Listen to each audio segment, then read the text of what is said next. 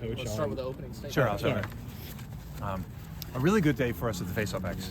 High Point has a really good faceoff crew and good wing play, and that was wonderful to see us be able to come out and get a lot of extra possessions against a really good team at the Faceoff X. So really thrilled about how Anthony Gabriel and Andrew Greenspan played at the Faceoff X, and how Ben Ware and our wing play was able to pick up a lot of extra ground balls.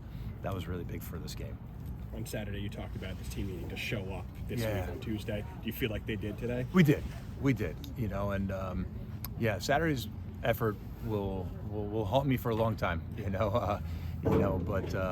And so this was really, really important to see how we picked ourselves back up off the canvas. And the energy was here. The effort was there. There certainly was. And again, started with that Faceoff X. You held High Point, I think, 65% clearing rate. Just what did you think of the ride today? Yeah, and that was the other thing I wanted to highlight. I was really happy with our 10-man ride and in the effort. You know, maybe, I don't know if it was the last goal of the game, but what Mikey Harmeyer did there, taking the ball away, coming around, diving, getting drilled, taking a hit, scoring a goal.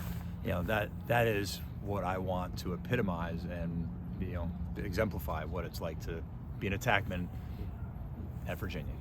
You may not play as an attackman at Virginia if you don't ride, and so I was thrilled with that.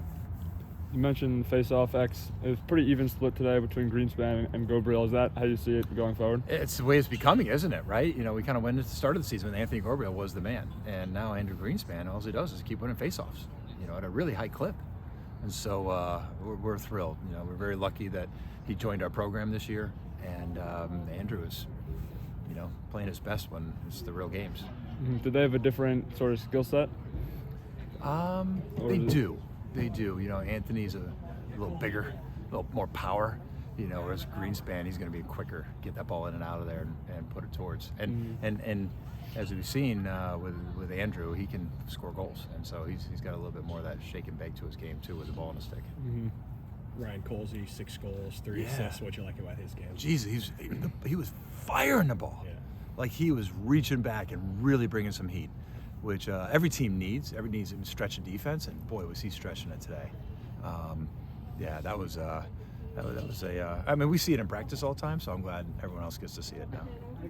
Yeah, Coach, you've always known that Colsey was a great finisher, but what have you seen from him as an initiator this season, especially today? Sure. I know last year he was primarily a midfielder for us. Now he's playing attack and attacking. And what you're seeing is Brian can dodge a close defenseman. He can dodge a short safety midi. The defender on him doesn't really worry about the size of the stakes because he's got his body and his frame. He's one of our strongest guys in the weight room. He can take a check. He can take guys leaning on him. And then when you leave him room and time, then he can also be dangerous there. So he's really developing multiple ways to break down the opposing defense, you know, whether from the outside or with his dodging ability.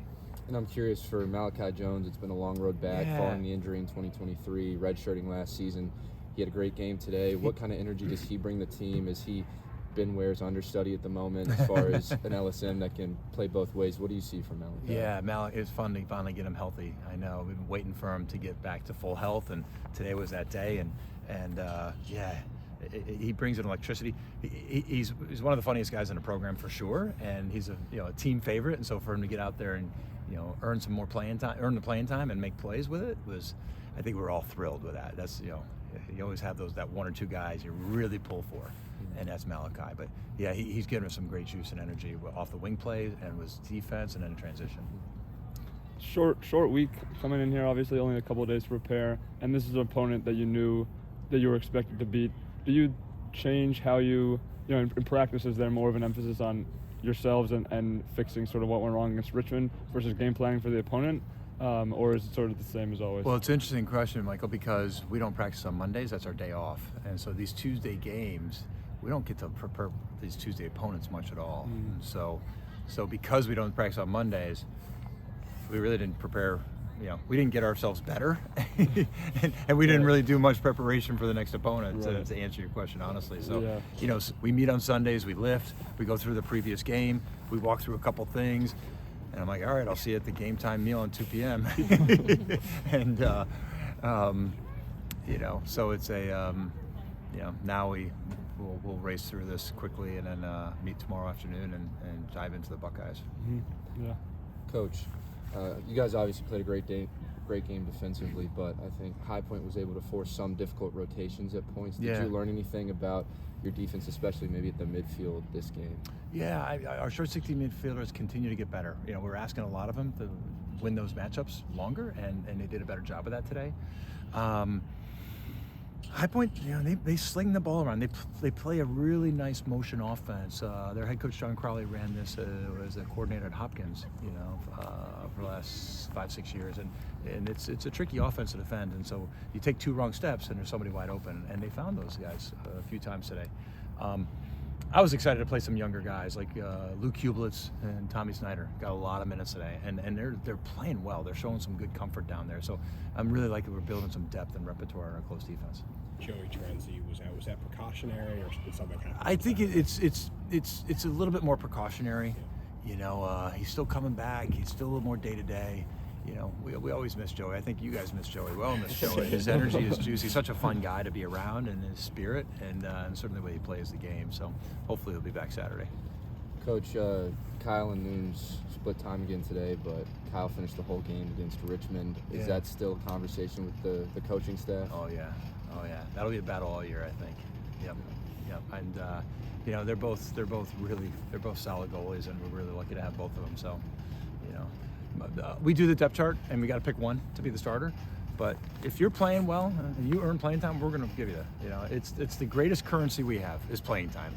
You know, everything that we provide, the cleats, the nice uniforms, the opportunity to be a collector, it's all about playing time. And if you're earning it, we got to get you on the field. Chase Band, for example, you know, we got him in there second quarter. You know, he's just the way he's been practicing. He deserves to get his chances out there.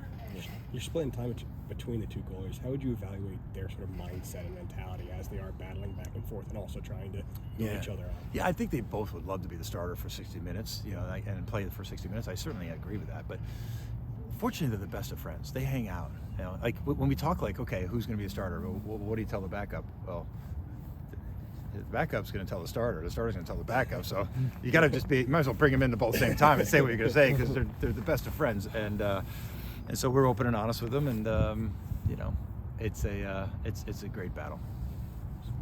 Thanks, guys. I know you want.